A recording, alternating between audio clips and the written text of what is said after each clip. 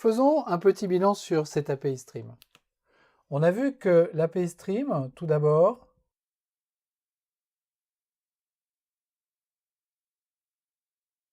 sa raison d'être, c'était qu'elle implémente le pattern map filter reduce. Ça, c'est la première chose. L'objet de l'API Stream, c'est d'implémenter ce pattern, et on a vu pas mal d'exemples.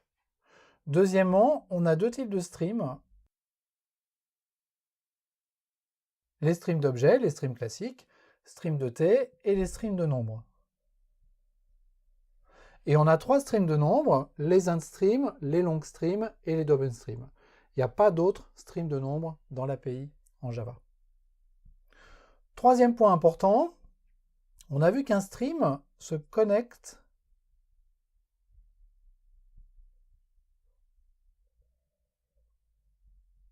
à une source de données. Et le corollaire de ça, c'est qu'un stream, c'est quelque chose qui est vide. Ça, c'est très important. On a vu par exemple que dans une collection, on a des données, ce qui peut être extrêmement coûteux quand on fait du traitement de données. L'API Stream n'a pas cet inconvénient, qui n'est pas vraiment un inconvénient, qui est un inconvénient dans le cas du MapFilterReduce. Donc l'API Stream n'a pas cet inconvénient. Un stream, c'est essentiellement un objet qui est vide, qui ne porte pas les données qu'il traite. Et ça, on a vu que ça avait des conséquences. La première conséquence, c'est qu'on a deux types de méthodes sur un stream. Les méthodes intermédiaires et les méthodes terminales. Quelle est la différence entre une méthode intermédiaire et une méthode terminale? Une méthode terminale, c'est une méthode qui retourne autre chose qu'un stream. Une méthode intermédiaire, c'est quelque chose qui retourne un stream.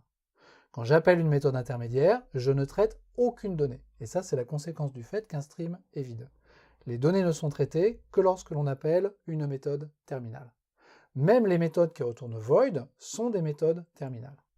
Et on a vu également un point qui est très important, c'est qu'un stream ne peut être utilisé qu'une seule fois. Quand je possède un objet stream, quand j'ai une référence sur un objet stream, je ne peux appeler qu'une seule méthode terminale ou intermédiaire dessus. Je ne peux pas mettre un stream dans une variable et puis appeler une méthode map sur cette variable et sur cette même variable appeler ensuite une méthode filter par exemple. Ça, c'est quelque chose qui va générer une erreur à l'exécution. Donc un stream ne peut être utilisé qu'une seule fois. On a vu des exemples de méthodes intermédiaires. On a vu map, qui prend une fonction. On a vu filter, qui prend un prédicat. Ça, ce sont les implémentations directes de MapFilterReduce. Mais on a également vu sorted. On a vu distinct. Sorted permet de trier les éléments d'un stream. Distinct permet de retirer les doublons à l'intérieur d'un stream. Et on a vu des exemples de méthodes terminales. Count, qui retourne à long. Et forEach, qui prend un consumer en paramètre et qui va appliquer ce consumer à tous les éléments qui traversent ce stream. Ça, ce sont des exemples de méthodes terminales que l'on a vues. On a vu d'autres méthodes terminales très différentes de celles-là dans leur structure. Par exemple, AllMatch, qui prend un prédicat en paramètre, et NonMatch, qui prend également un prédicat en paramètre. Ces méthodes count et forEach, elles ont besoin de regarder tous les éléments du stream pour pouvoir produire un résultat. Alors que ces méthodes-là, on les a appelées des méthodes court-circuit. Court-circuit au sens où elles n'ont pas besoin de regarder tous les éléments du stream pour produire le résultat. Et d'ailleurs, c'est en général ce qui se passe. Le AllMatch ne va regarder tous les éléments du stream que lorsqu'il va retourner vrai. Et il en va de même pour le NonMatch. Et puis on a vu une autre catégorie de méthodes terminales, d'opérations terminales, max, min. On a même sur les streams de nombres une méthode average. Et on a vu que ces méthodes terminales, elles avaient un problème pour réduire les streams vides.